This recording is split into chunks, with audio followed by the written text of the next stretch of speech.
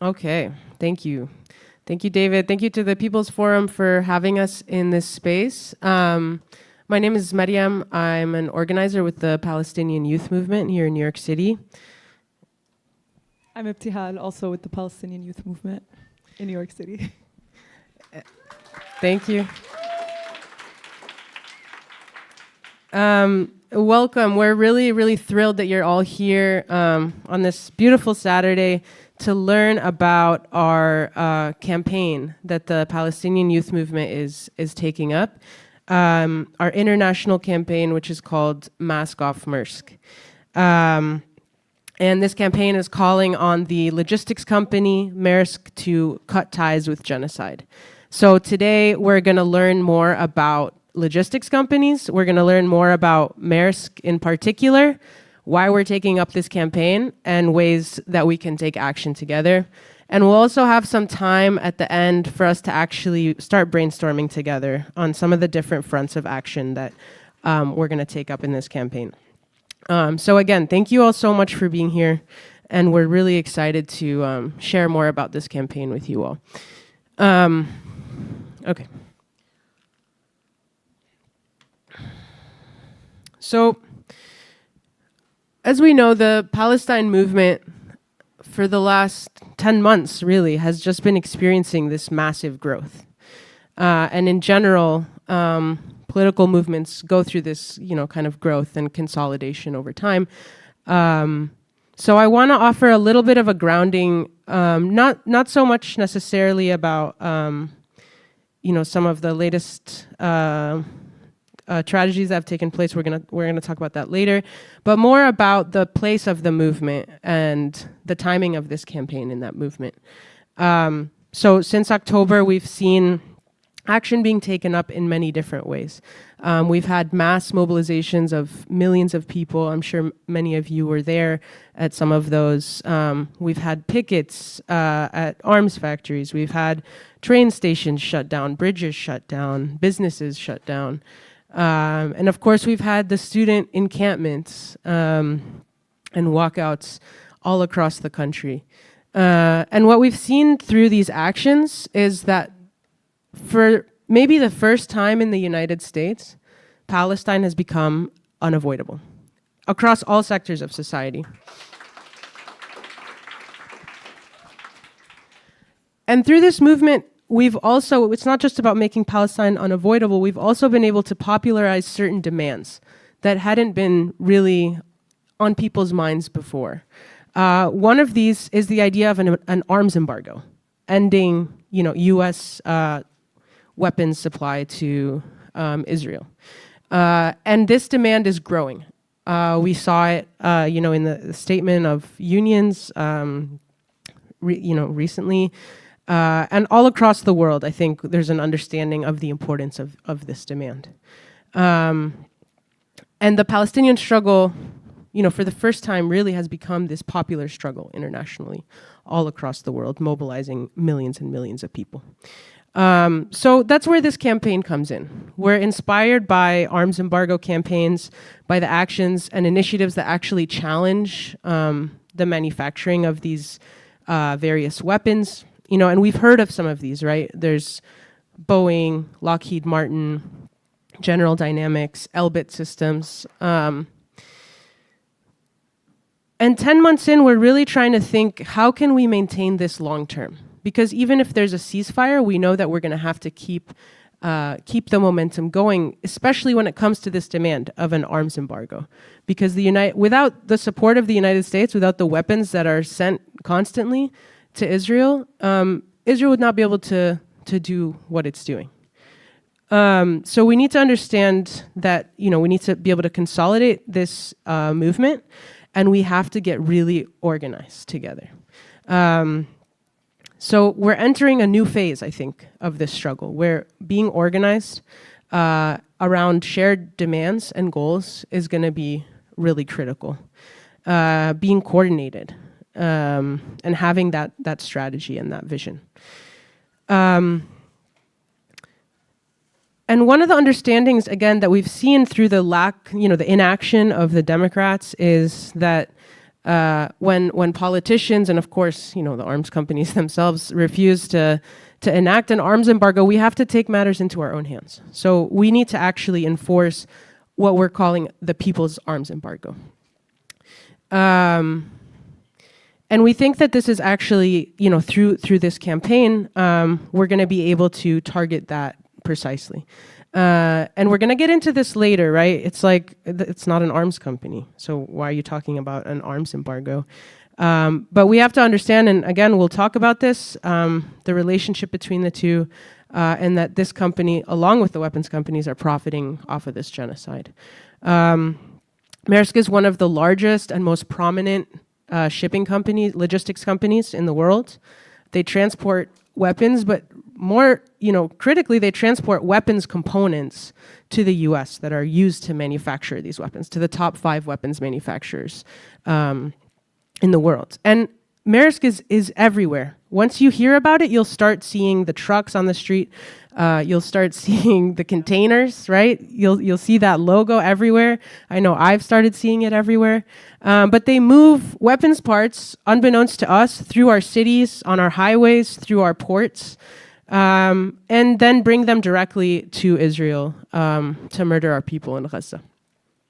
So in other words, by targeting a logistics company, and specifically Maersk, and we'll talk again why specifically Maersk, we're targeting actually the common denominator to interrupt the supply of weapons, and build on all of the work that we've been doing in this movement so far to create enough pressure for a people's arms embargo. I'm gonna play a video that the PYM prepared that will explain some of this as kind of an introduction, and then we'll get into more some of those pieces that I was talking about.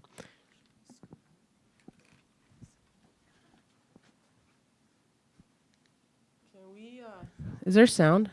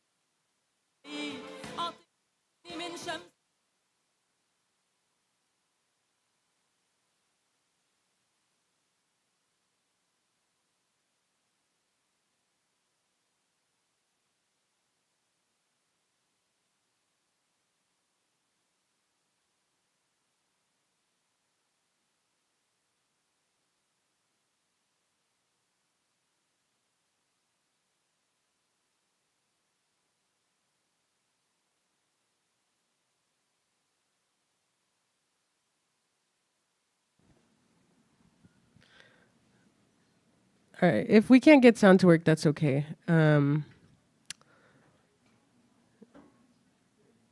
There are subtitles. It'll just be a bit less dramatic. Let me.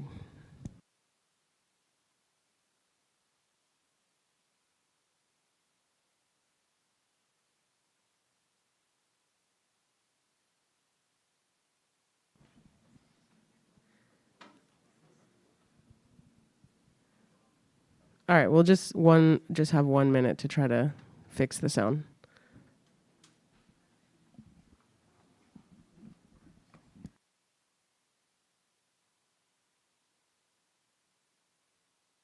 The transportation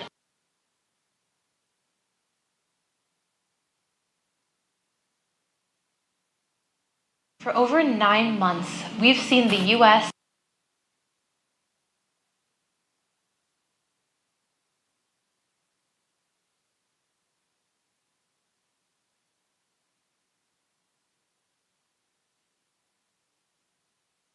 For over 9 months, we've seen the US and Israel wage an unprecedented aggression against Gaza, a campaign of horror and death whose target is the Palestinian people.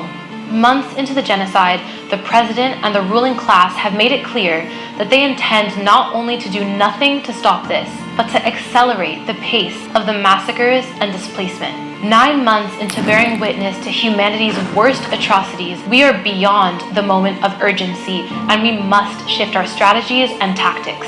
Not only do we have a duty to continue to fight for Palestine, we have the ability to directly confront Zionism in the heart of empire. We can and must halt the flow of the weapons killing our people, the money fueling the bombings, and the impunity and false legitimacy granted to the Israeli war machine.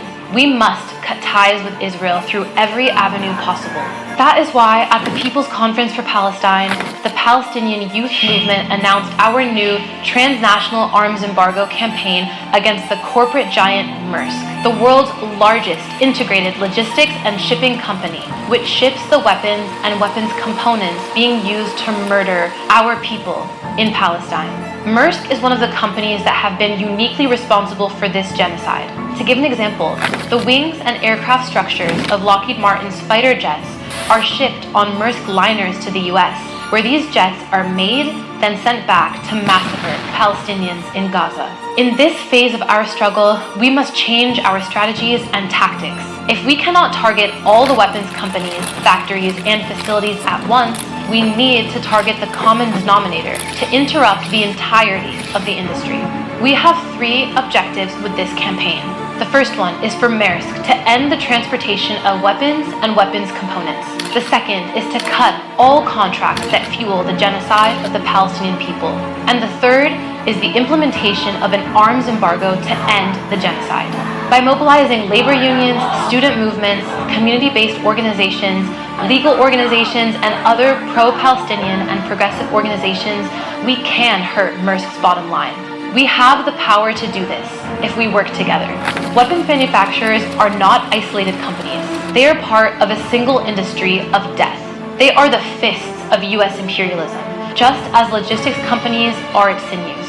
In this long American century, these companies have gone largely unknown and untouched. From 2001 to 2012, Maersk handled more than 45% of all military cargo to and from Iraq and Afghanistan. Maersk is also notorious for its labor practices, which include bribery, forgery of documents, and unsafe work conditions. Our struggles are connected. After 9 months, it is clear that the only forces able to stop the Zionist aggression are the Palestinian resistance in Gaza and our struggle here in the diaspora. We will fight with everything we have until this genocide is stopped, until the siege is ended, and until Palestine is free.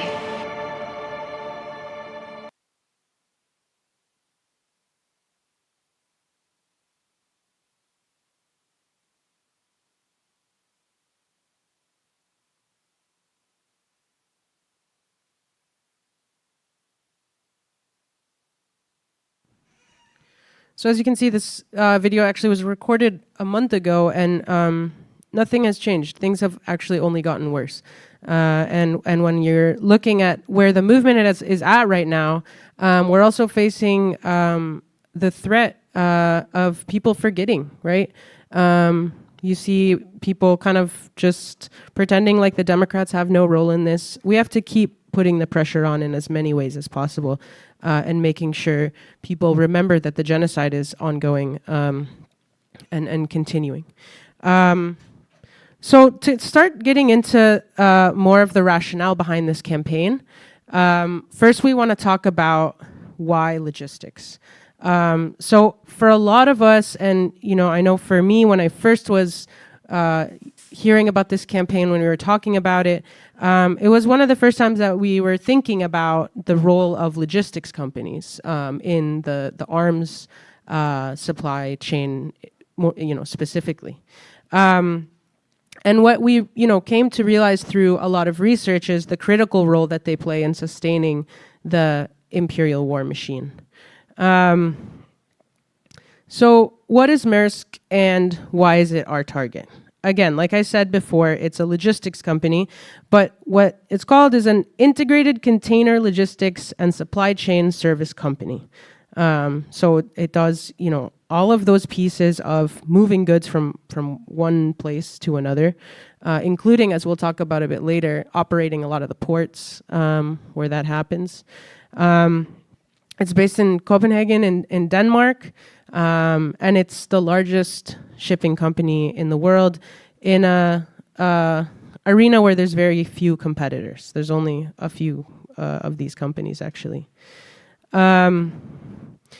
So why are we targeting logistics? Again, I think maybe some of it is already clear, but I wanna emphasize this point. So I'll ask you all, what are some of the first things you think of when you hear the word logistics? Feel free to raise your hand. Functioning, transportation, commerce, supply chain. Anyone else? Yes, that's, oh, in the back, yeah. Organization. Choke point. Exactly. So this is getting precisely to the point, which is this is kind of how the global economy actually functions. The simplest definition of logistics is managing the flow of goods between their origin point and where they're consumed. And you can see how our economy that is completely reliant on the distribution of and consumption of commodities requires these kinds of logistics companies that have a long history that we'll talk a little bit about in order to actually function.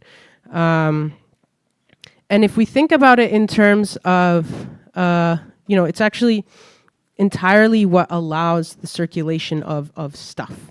And in our case, we're thinking in particular about the circulation of the infrastructures and technologies of violence that are used in Palestine.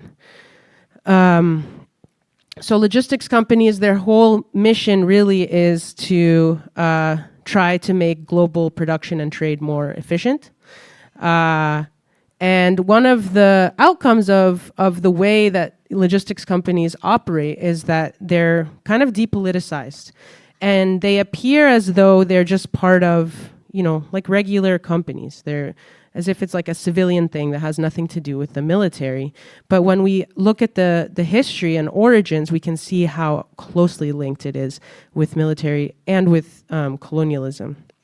And logistics actually were developed almost as a science to provision armies that were the ones that were carrying out, that were, colonizing other places in order to extract commodities or raw materials for commodities. So we're going to look at this history a little bit. Who recognizes this picture? Okay, about half of you. So this is a painting by John Gass. It's called, and this is important, it's called American Progress. What are some things you notice in this painting that might relate to logistics? Just throw them out there.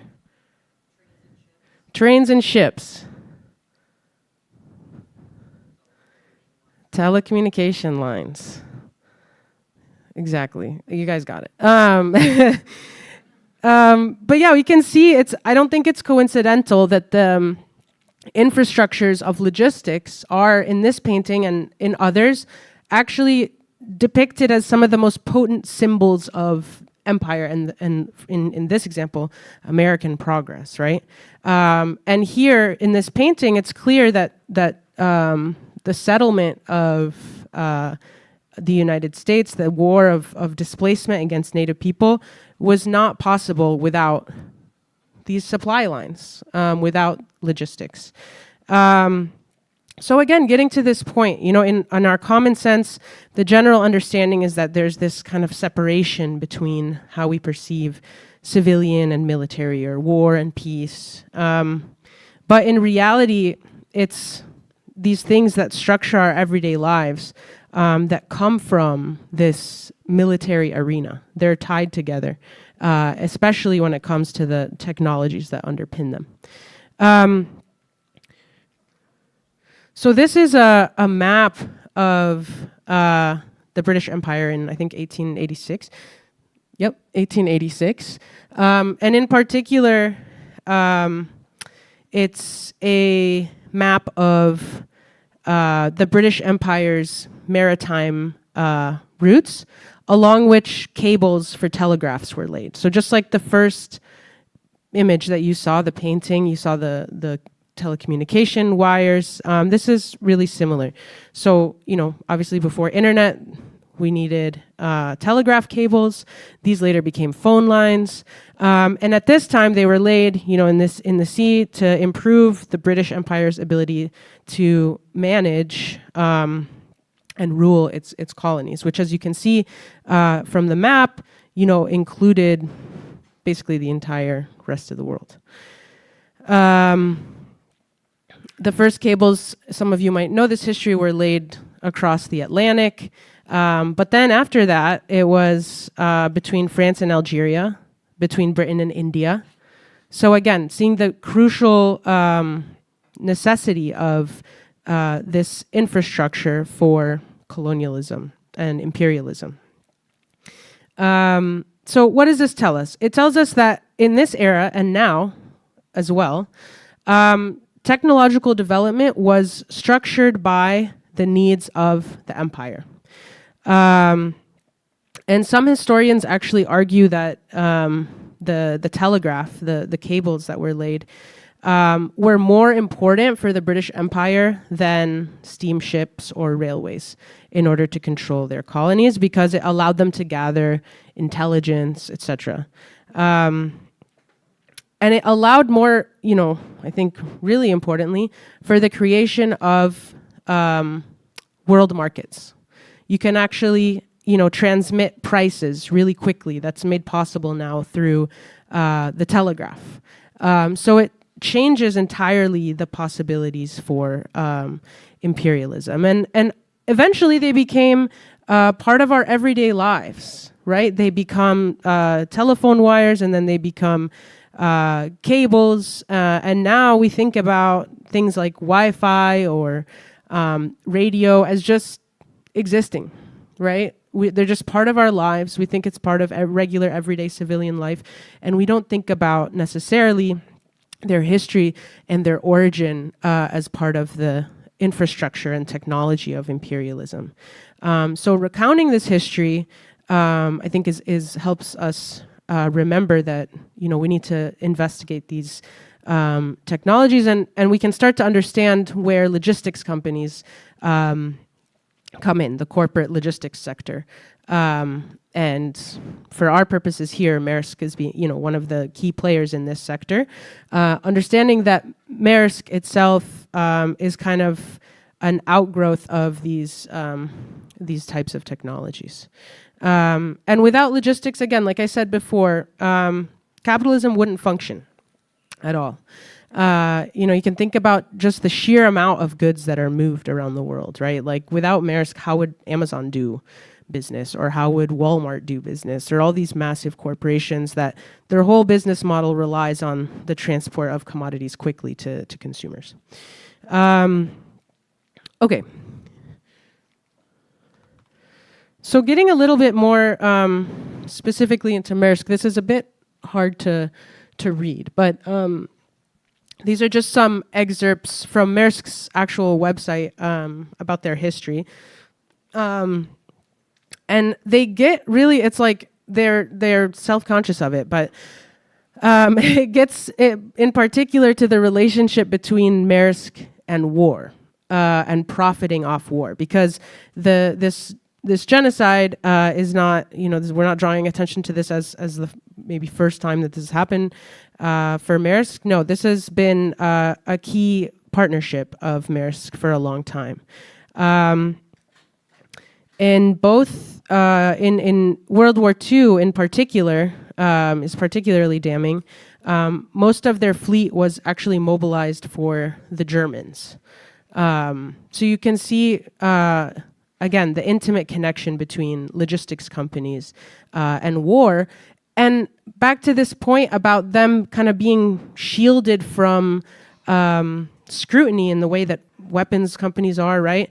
They're actually protected by infrastructure laws, and they're considered sites of national security. So they're even more shielded. But that should give us an indication of just how critical and important they are, that they require all of these protections.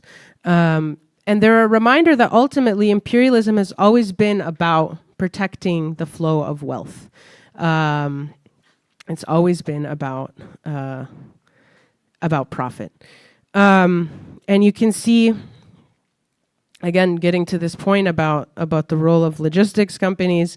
These are some World War II posters from the US, some propaganda posters that really talk about like, you see the rails, how important they are. We have no time to lose. You got to keep them rolling. There was, during World War II, there was a no strike, I don't know, not clause, but anyway, people couldn't strike. But I think, this propaganda kind of gets to the point about just how important this is for the war effort, how the war effort wouldn't happen without it. Okay. So before I hand it over to Ibtihal, I just want to talk a bit more in particular about Maersk. I just want to emphasize Maersk's reach and how expansive their operations are. So you can see on this map just the sheer scale of their operations. They make over 50 billion in revenue. They're all over the world. They ship all over the world. This, if you want to know what is Maersk, this is Maersk. And it might not be an American company, but American companies, couldn't profit without this kind of infrastructure. And in the way that they provision, for example, components to arms manufacturers or arms to Israel, in that they allow that to happen, they're guilty of the same exploitation and extraction and violence and death that these companies that we think of usually as like the military companies, right? This company is just as guilty as they are. And if you notice, right, this is really similar to that map from the British Empire. The same roots, you just see it historically over and over. Okay, I'm going to hand it over to Ibtihal to continue. Thank you, Mariam, for that really thorough background on Maersk and logistics and their ties to imperialism in general. So a question that will probably come up now is why Maersk and why now? Many people's instincts go to directly targeting weapons manufacturers, but the truth is that weapons manufacturers are very difficult to target because their whole existence is based off of making a profit off of producing weapons, just those weapons that company is building. So instead, we want to target Maersk because we want to disrupt the flow of weapons that make the genocide in Palestine possible to begin with. Interrupting this chain will block the Zionist entity from acquiring arms that they are targeting our people with. And we want to also popularize Maersk's name, similar to how people know SodaStream or other BDS targets. We want Maersk to become so recognizable for their complicity in this genocide. Additionally, we want to push the narrative that they are morally reprehensible for their conscious decision to ship weapons and weapons components to Israel. Their role as a logistics company means that they are the ones shipping weapons and equipment to the front lines, which makes the killing of our people possible to begin with. Maersk is considered one of the most profitable companies on earth, and it is literally profiting off of the death of Palestinians. And lastly, we also really want to start to push our people to think beyond a ceasefire. If Maersk does not cut ties with the Zionist entity, they will still profit off of our people's death once a ceasefire is reached. This campaign will allow us to push people past solely supporting a ceasefire and highlight the necessity of a completely liberated Palestine.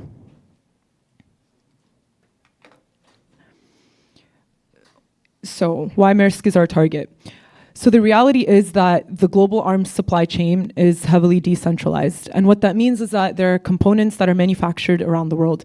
And kind of like the video was talking about earlier, for example, the wings of an F-35 are manufactured by Leonardo's in Italy and then shipped to the United States and then shipped to other parts of the world. So yeah, these components are then sent to the US where they're assembled for big weapons manufacturers like Lockheed Martin and Raytheon, and then from the United States, a large portion of these weapons are sent to Israel. In fact, the large majority, 68% of Israel's weapons come from the United States. So logistics companies move these different parts of weapons and move complete weapons to Israel, making the current genocide in Gaza possible. Maersk is also an industry leader and one of the biggest logistics companies in the world. Since October, they have transported $300 million worth of weapons components, over $300 million, actually, this is a little outdated, for the top 5 weapons manufacturers to the US, making them directly complicit. In fact, since the start of this genocide, Maersk has transported more weapons to Israel than any other logistics company. However, at the same time, and this is really important, Maersk is a logistics company that has many parts of its business. So transporting weapons is only it's 14% of their business. It's only at 14% of their profit margin, but which is significant, but it's also this is what makes it part of why we want to target it, because it's manageable. So transporting weapons is not actually a major part of Maersk's business, but it is a part of the business that is critical for the arms supply chain. So we believe that because it is only a part of Maersk's business, it can be isolated and dropped if we place enough pressure on them. So this campaign is both impactful because Maersk has transported the most weapons of any logistics company, and winnable because transporting weapons is only 14% of their profit margin. And the idea is that through our collective efforts, we can then take the biggest player out of the game. Next, we're going to talk about 4 reasons why Maersk is a good target from this vantage point. So the first is that it demonstrates movement strength, because it allows us to consolidate a transnational movement for Palestine by bringing in existing coalitions and campaigns. For example, existing arms embargo and energy embargoes work streamlined towards one strategy. The second reason is Maersk is complicit in a number of ways. They have transported weapons, components, and weapons. They have also been contracted by the United States Department of Defense. For example, in 2023, they were awarded $182 million in contracts. In addition to transporting weapons and weapons components, they have partnerships with government ministries of defense. They also greenwash and pinkwash their crimes. They've tried to position themselves as a green company by divesting from fossil fuels and selling the drilling part of their business. And they also pinkwash their crimes by emphasizing themselves as a diversity and inclusion employer. And we'll talk a little bit more about this green colonialism in a bit. Maersk, the third reason, Maersk as a target enables us to employ diverse tactics. It is a transnational industry leader, meaning if they refuse to transport weapons, it's likely that other logistics companies will follow. They exist across multiple global locations and operate by land and sea, which provides us with a lot of physical locations and opportunities to intervene. And they are publicly traded, so we can adopt a shareholder strategy and get shareholders to divest. And finally, a campaign against Maersk enables us to further our politics by raising popular consciousness on Zionism and imperialism through the role of logistics companies in furthering their imperialist interests, which is kind of what Maryam was talking about earlier.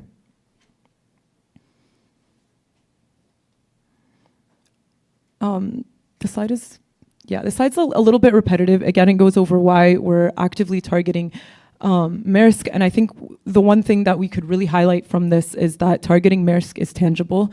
And it relies upon the people enforcing, the people putting pressure on Maersk and really pushing for a people's arms embargo.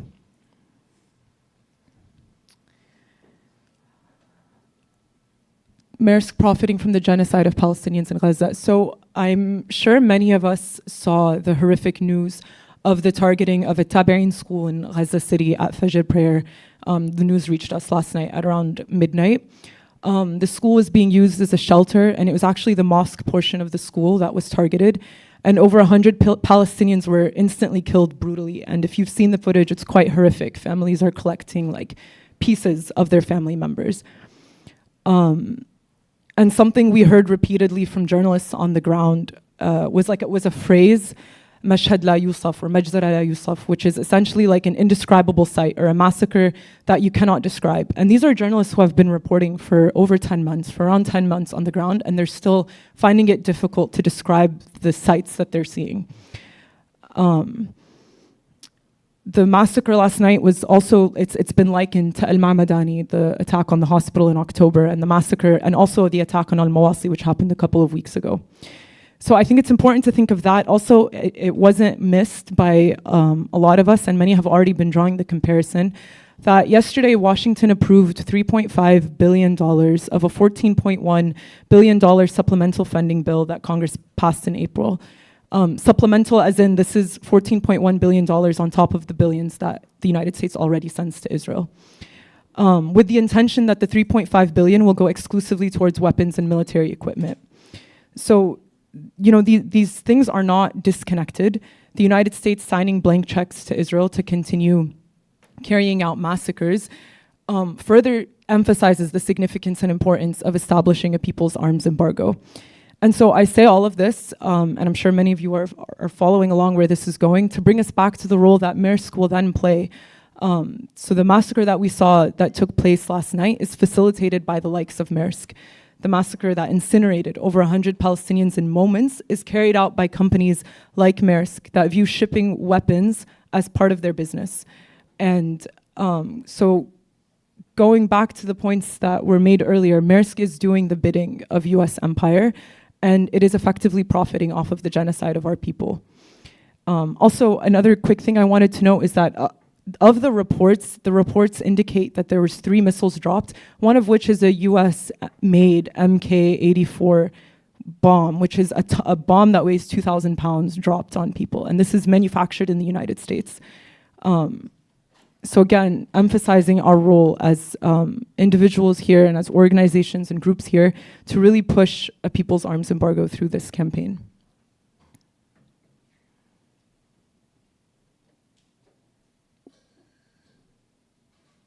Okay. So we have seen the impacts of targeting logistics companies in just the last 10 months alone. Maersk was targeted a few months ago, and there was a major economic impact because of this. Essentially, Maersk had to change their route through the Red Sea, which cost them a lot of money. Shipping container prices increased. Tesla companies were forced to shut down for a period of time, and there was a 1.3% decline in world trade. So we know that targeting a logistics company has a major domino effect on the global economy. And actually, Maersk just released their Q2 interim report for 2024 like 2 days ago. And they report a 45% decrease in profits for Q2 due to the Yemeni blockade of ships of companies docking at Israeli ports from operation through the Red Sea. I pulled a quote from their report, and they literally say the profitability in Q2 was significantly impacted by the continuing Red Sea / Gulf of Aden situation, they call it a situation, which led to continued network rerouting south of Cape of Good Hope, as well as increased freight rates, mainly in Asia exports. So this is definitely something that is having an impact on Maersk. Okay, green colonialism. If we just watched in like a little bit ago, we watched the video in the beginning. And I don't know if anybody caught the clip of the Baltimore Bridge like collapsing. So I'm sure people are familiar with the news about the ship crashing into the Baltimore Bridge a few months ago. And that was actually a Maersk ship that crashed into the Baltimore Bridge. And not only this, but the ship was also carrying over 700 tons of toxic waste to Sri Lanka. The exporters and importers of this waste are not being reported, and the water near where the ship crashed was deemed as unsafe. Maersk has attempted to put up an environmental friendly facade, and it has vowed to become carbon-free by 2040. They're even trying to acquire 12 carbon-neutral methane ships by 2025, but these ships are harmful to the environment to begin with. The green methane they use is a chemical byproduct of fossil fuels and still has negative environmental impacts. So we see how much they're trying to push this false narrative that they're climate conscious when in fact they do not care about the environment.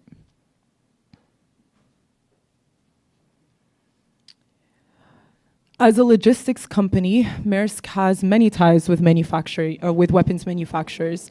They have been contracted with the Department of Defense and the Pentagon, and they've profited from these relationships.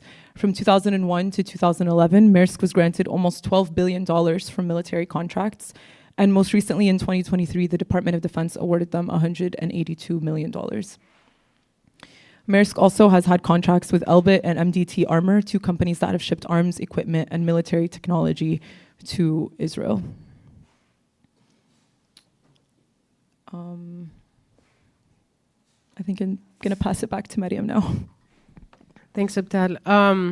Okay, so Abdel really got into the parts about why Maersk and why this is actually a winnable campaign, right? Maersk is really important for the arms business, but the arms business to Maersk is only a small portion of the whole overall part of their business. So it really, for us, we feel like it is a winnable and targetable campaign, which is its strength. So we want to talk a little bit about the overarching strategy that we have with this campaign, really high level. But what we have developed is what we're calling a multi-pronged and multi-regional strategy to pressure Maersk to drop its transportation of arms and arms components that Israel is using to carry out a genocide against the Palestinian people. So our objective with this campaign is really easy to remember. Maersk, our objective is for Maersk to cut ties with genocide and stop the transportation of weapons and weapons components. So those contracts for weapons and weapons components, cutting those contracts, cutting ties with genocide. And our strategy is to create, and these are important to keep in mind for the second part of this, create reputational, organizational, logistical, and financial costs to Maersk so that we can isolate the transport of weapons from the rest of their portfolio and make it no longer profitable for them. So making that part of their portfolio no longer profitable by creating such a cost to their reputation and, maybe even financially. And we really believe that this strategy can be carried out through a mass popular campaign, that people can take this up anywhere they are, not just in the US, but all around the world, and take it up in a variety of different ways that really makes this campaign accessible and actionable to a really broad group of people. So again, the approach is not a narrow one, and not that there's anything necessarily wrong with narrow approaches, but for example, with like a block the boat campaign, it's necessarily going to involve a smaller segment of people. And for us, what we're seeing in this moment in the movement is the need to have a mass campaign, a popular campaign that can broaden this segment of support. So again, this campaign is not going to just rely on one tactic. And I think it's important to keep in mind that there's so many tactics that we can use, and we can have so much creativity in the tactics that we use for this campaign. So to that end, we are adopting 4 fronts of these campaigns, so 4 fronts of work to carry out the strategy. The first is narrative or media. So the purpose of this one relates again to the idea of reputational damage. So really making it known and popular that Maersk is profiting from genocide, that they're transporting these components and these weapons, and also to popularize the name itself, to make it, as Ibtal said earlier, a household name like any other name on the BDS list. And then, as the name of the campaign suggests, we're hoping to unmask the role of these companies in, more broadly, and Maersk specifically, in the kind of invisible but insidious role that they play in the genocide of our people. So some of the tactics that we can use on that front include press, media interventions, art-based and visual interventions. So really things that can bring this campaign to a broad group of people and create reputational damage for the company. The second front is mobilization. And I think the primary purpose of this is to continue this idea of popularizing the target and having reputational and financial damage. So for that, some of the tactics that we're thinking about are coordinated disruptions, days of action, and then organizing in our local communities around Maersk sites in order to, agitate around these points. The third front is the labor front. And the labor front is, I think, a bit more complicated here in the US because it really depends on the relationships that we have with unions and labor organizations and their own kind of political leanings. So that's, I think, a bigger question. But some of the goals of this front are, again, tied to reputational and financial damage. And then also advancing the position that was taken by the Palestinian General Federation of Trade Unions, which is to hold a picket line around handling arms destined for Israel. Trying to kind of build with the labor movement to advance that position. And some of these tactics, include organizing in workplaces and sectors to cut ties with Maersk or organize against Maersk. And then the fourth front of this campaign is the city/campus front. And this one is really related to imposing a financial cost to Maersk's bottom line. So it's about divestment.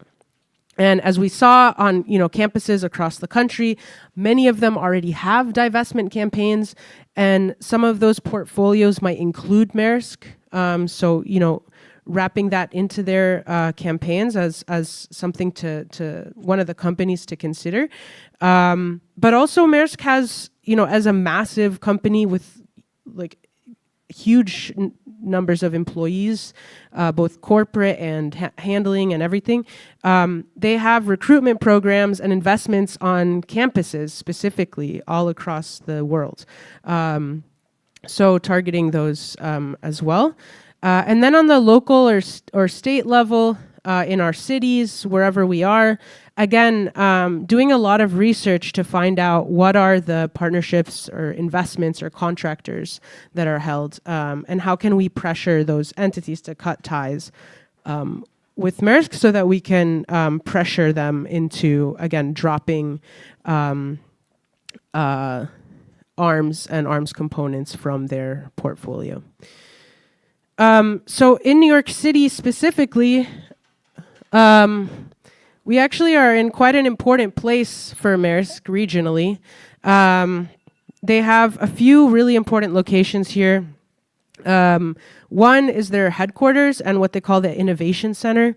This is a news clip from their own website that, when their Innovation Center opened.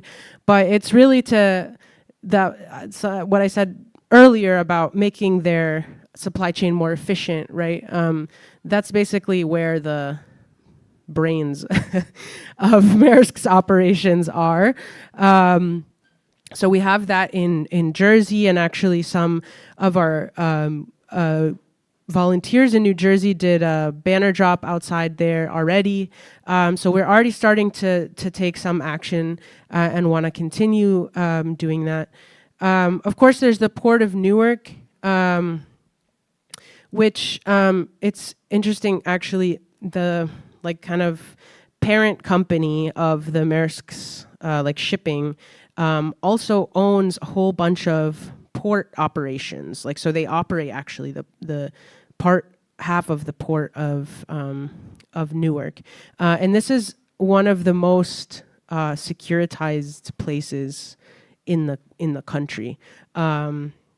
So it's actually really hard to do anything at the port, but there's things like worker outreach and things like that, non-confrontational things where we don't want to be alienating people who are it's their job. They might not know what's in the containers, right? But maybe we want to start raising awareness about that. So trying to think creatively around what we can do with that. And then there's also a corporate office in Midtown, really close by.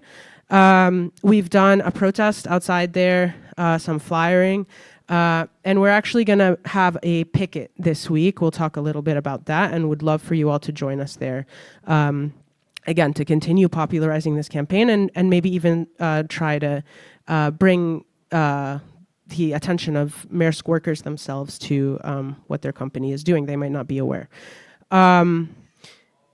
The other thing that we have been doing along these fronts is really, research, media outreach, and mobilization. Particularly with research, we've started researching where we can take a divestment campaign in the city, and we're still, in the process of that research, kind of in the exploratory phases. We have done research about what are the key points in the supply chain in our region, in New York and New Jersey, and mapping that out. And our aim really is to understand how these components are shipped using commercial vessels that are coming in at this really important point here in Jersey, and then how they're shipped. So our main focus right now has been on these, the divestment research, and then some of the logistics research.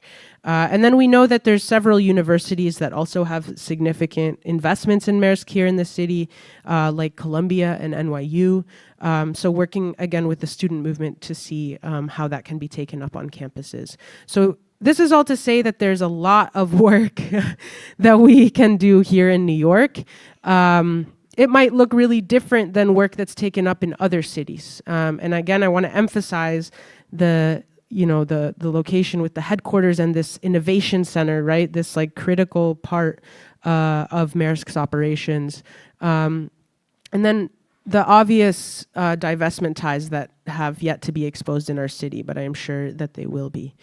So to that end, we wanted to take some time today, and we'll take maybe a few questions before we move to this, but we wanted to take some time today to actually, based on what we heard in the presentation, to actually start brainstorming together, if you all are willing to do that today, around some of these fronts, and specifically for research, media, and outreach. And the reason we're doing those three right now is because this campaign is we see it as a long-term, multi-phase campaign. And right now we're really in the first phase of popularizing the campaign, building momentum around the campaign, bringing more and more people in and bought into the campaign. And those three fronts right now are really critical, outreach, media, and research, in order to carry out this first phase. That we see is really important. So I think, actually, should we do that and then we can do the last part? Okay. So I think what we'll do is, I just want to make sure we don't have any questions, or I want to take clarifying questions maybe. But what we'll do is we'll move into 3 breakout groups. We'll have kind of far back there, and for those of you who here has been to a volunteer meeting here? Oh, great. Okay, so most of you know how this will work. In the kind of far back section on this side, we'll have outreach. In the front on this side, we'll have media. And then on this side, we'll have research. And please stick around. We're not fully done. We'll go into breakouts, let's say for 20-ish minutes. We also, if you want, on your way to your breakout, we have some coffee and sweets in the back. So feel free to take some of those while you brainstorm, chat, And then make sure you assign someone to report back, and we'll all actually sit back down. There's a couple more slides that are really important. So after the brainstorm, we'll do that, and then we'll open up for Q&A. But so before we go, just again, any clarifying questions about this, and there'll be a facilitator in your group to kind of start thinking about the questions and reminders. Any clarifying questions?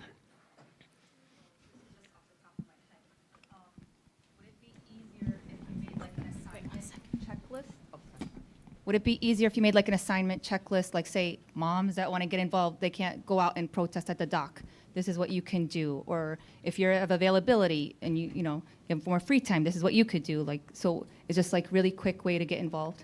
I think that's a great thing to raise in your breakout, because we want to have a really broad brainstorm. Again, we're not trying to think of like one specific tactic like protest, but ways that everybody can get involved. So I think sharing that perspective in whichever group you want to be in will be really helpful. And yeah, we'll talk more at the end to the last few slides. There's other ways to get involved as well that we'll discuss. So again, pick your group. We have outreach far back, media here, research there. Feel free to grab some coffee, and I'll see you at 5:30.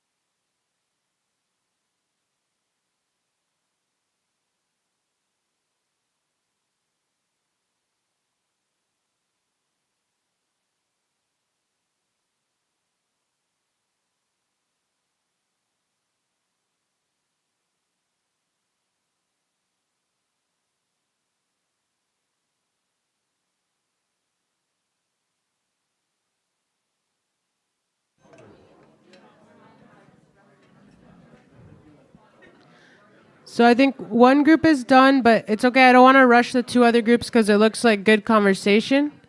So take a few more minutes to finish up what your thoughts and what you're talking about, and then we can come back. So don't be pressured by this one fast, speedy group.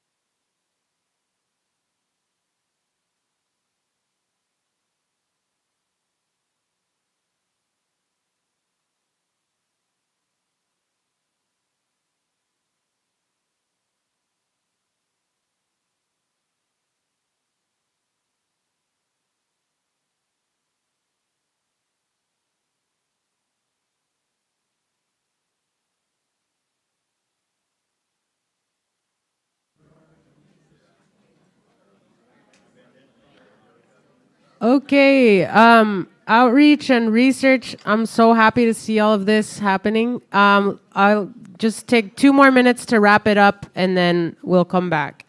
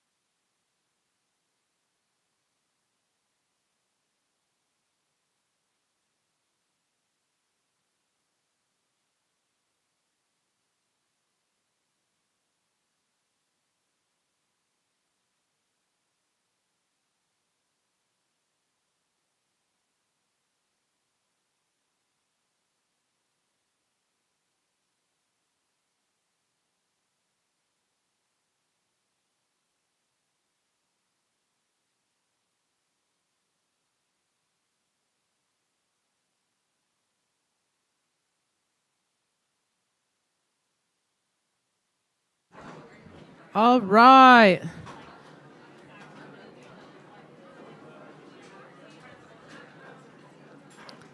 Please take your seats again. And we'll do a report back and take some questions, and then we'll have plenty of time to chat and socialize.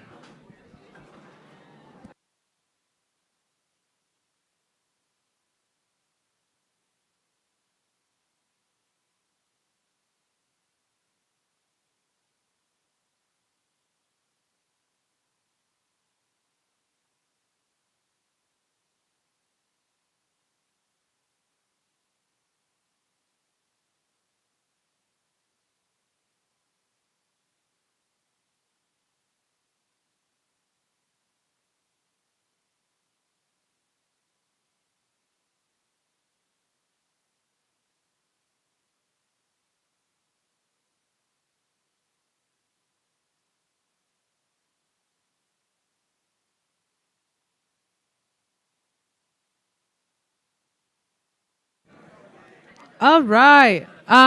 Is everyone back in their seats? Not yet. We're gonna take, I think, like 10 more minutes, and then we'll close out. So we'll get, like I said, we'll get a report back from each group, each of the 3 groups, so that you all can hear what other groups talked about. And then we do have a couple more announcements to share about the campaign after that. And we'll have time for questions and time to just hang out and chat and finish all this coffee that we have back there and get really wired at 6 p.m. Okay, so could I maybe actually have the note taker from each group? That might be the easiest, most efficient way. The note taker from each group come up and give us a report back.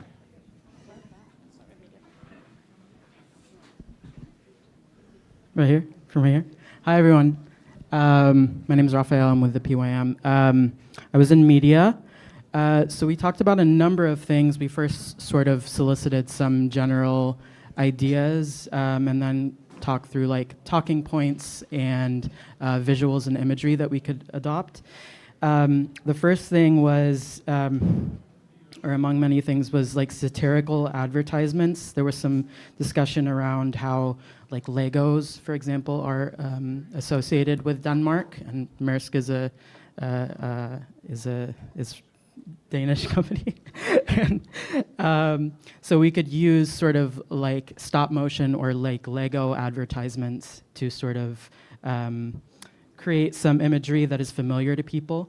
There was also talk about developing, for example, stickers that play on like Maersk's like role in delivery. So like we pay, or USA pays, Maersk delivers, which ties back to, I think, some of the stuff that we were seeing with the campus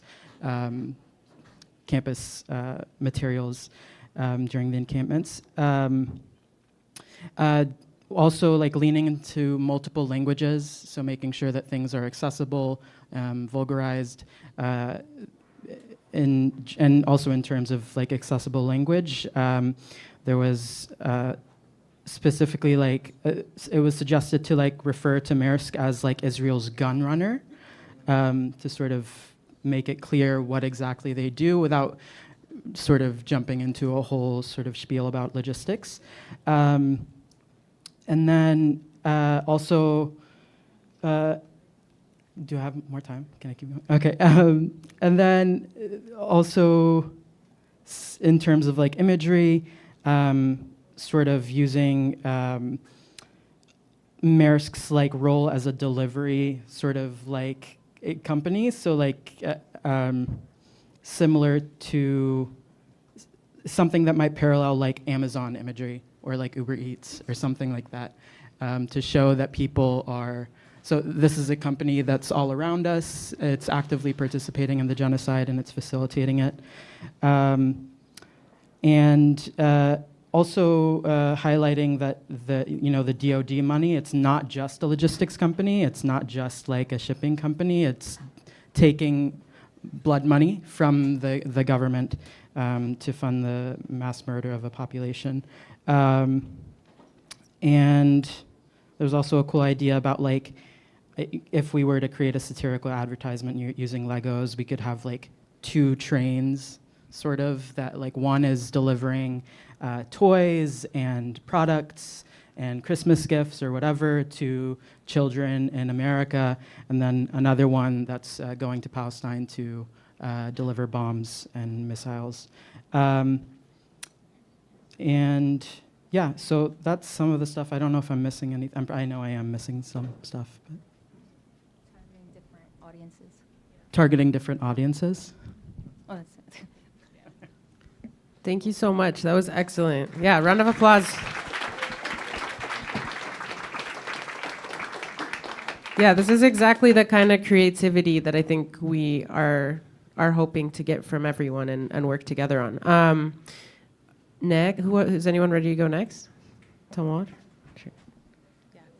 Okay, so I was the note taker for the outreach breakout group, and we talked about flyering and sort of adopting a lot of the same methods that we use at the volunteer meetings. So flyering outside of parks and train stations, subway speakouts, trying to brainstorm what New Jersey outreach would look like. So thinking about the PATH station and generally in the Newark area.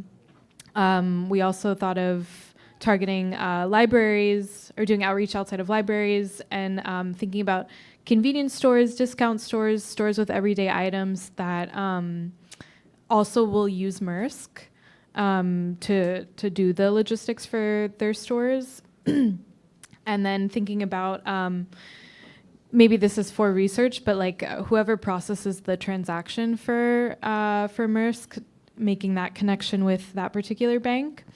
And then we talked about thinking through universities a little bit more, maybe flying outside of job fairs for like business schools that have majors in logistics, youth organizations that do immigrants' rights work, and also kind of customizing the flyer to the different communities to, target the different communities. That's about it. I don't know if there's other things, but yeah.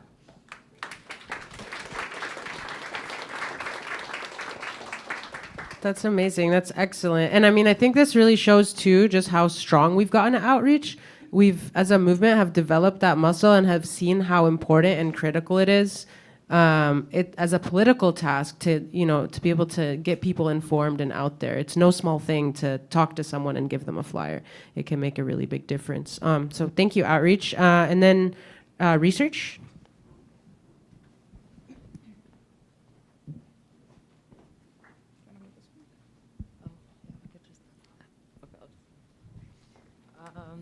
Hi. So we had our research breakout, and the main question that we were talking about was what questions do we have about local MAERSK sites that we need to answer to better understand our role. And we know that MAERSK has different components of its work, including warehouses, trucks, ports. They have different corporate offices and innovation centers in our specific locale.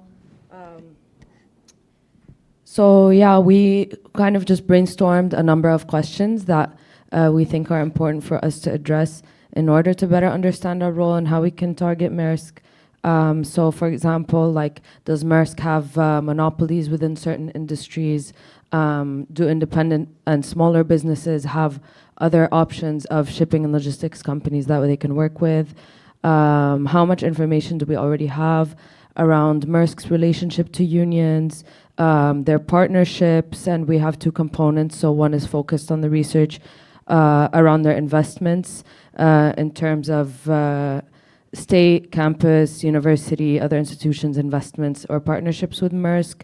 And the second component is more geared towards logistics and infrastructure, which is a more difficult research a research area for us. And I mean, as you also mentioned, the authorities that oversee the ports are federal authorities, so they are highly securitized. Some other things we discussed are like are how can we encourage boycotts from individual smaller companies and researching alternatives to Maersk, figuring out and mapping out the supply chain structure and the web of how the weapons industry works, not only with imports and with exports, thinking about like other companies in New York or New Jersey that are manufacturing weapons, and if they have any connections with Maersk, so we can concretely map out how companies in the weapons trade are connected. And then we also briefly discussed like unions, union leadership, reaching out to Teamsters, thinking of like what kind of labor workforce does Maersk have? Are they unionized, not unionized? Are they independent contractors?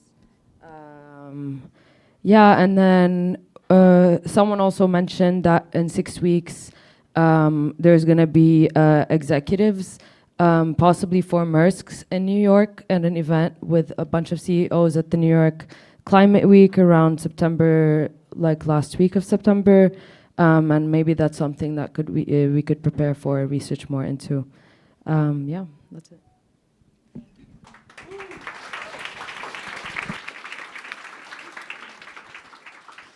Thank you, Research. Those are really excellent questions. And if anyone has knowledge around these things and wants to share, please do talk to us and get in touch with us. I mean, and if these are areas that you have experience in researching, I think that would be really helpful. But today, I think through these breakouts, our goal was to start the process of brainstorming all the different kinds of tactics and work that can be done around this campaign. And the reason that we had note takers from PYM is so that we can take back these ideas and start to think about the kind of ways that the fronts of work can look like here in the city, and for you all to then be able to get involved in those. So it's really like we want this to be a really popular effort. So thank you all for your contributions today, and this is so valuable for us, and we're only going to be able to make the impact that we want to have with this campaign if we do it all together. And I really think that's the strength of this campaign. So thanks again, and we're going to stay in touch, and I'm going to go through just the last few slides here, which are just some really quick ways we can take action, and then some longer term ways we can take action. This one is a link. I'll give you all a moment to follow this QR code or take a picture. It's a link to email Maersk CEO and board. It's really easy. It's already written out. And the more that we email, the more that they'll be aware that we're looking at them. So I'll keep it there for a sec. I have a couple more of these. So. Oh, sorry. There's also screens. Yes, there's screens all around the room as well. But yeah, my big head was in the way. I'm sorry.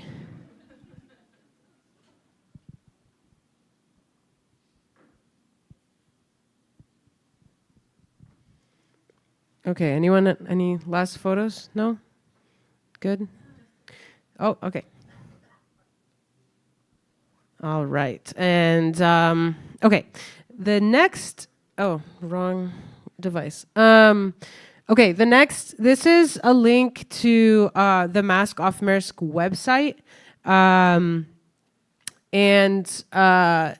If you're part of an organization that wants to endorse this campaign, you want to bring that back to your organization, have that conversation, you can find out more here. We also have a petition that you can sign through this link.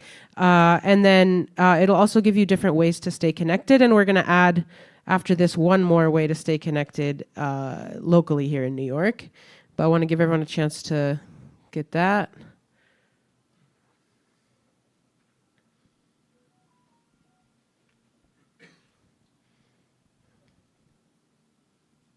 Okay, I still see a couple phones, so it's good.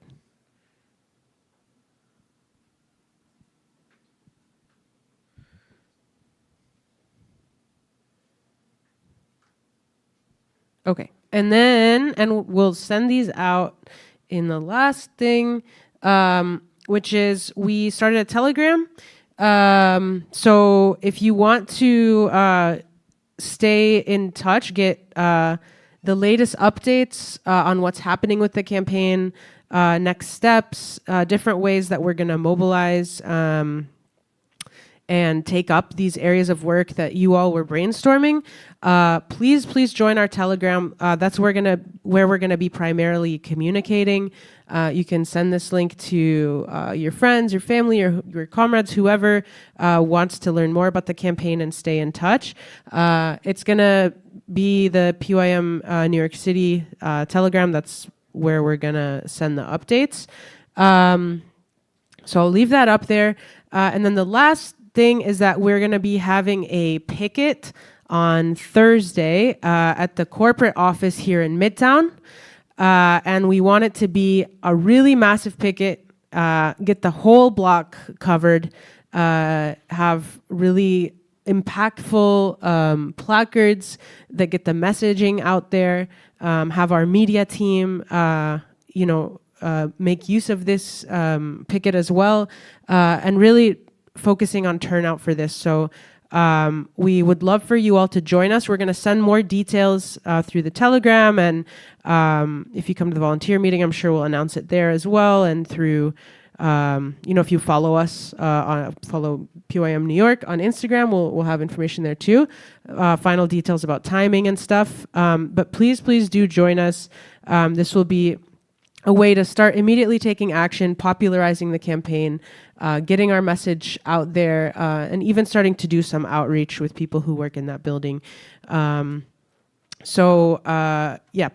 join us.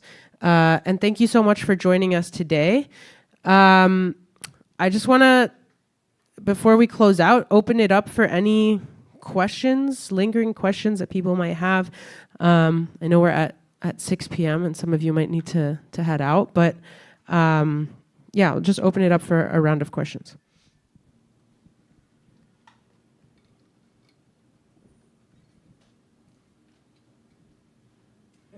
Okay, no questions. That means either we did a really good job or a really bad job.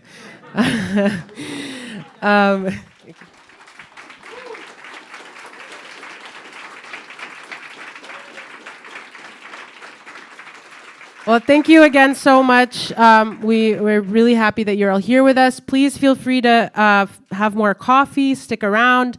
We have a bunch of our members here. If you have questions that you want to, ask for specific people, please do. And or you want to chat about the campaign, please feel free. We'll be around here for like the next 30 minutes. So, thank you all so much. It was wonderful being with you.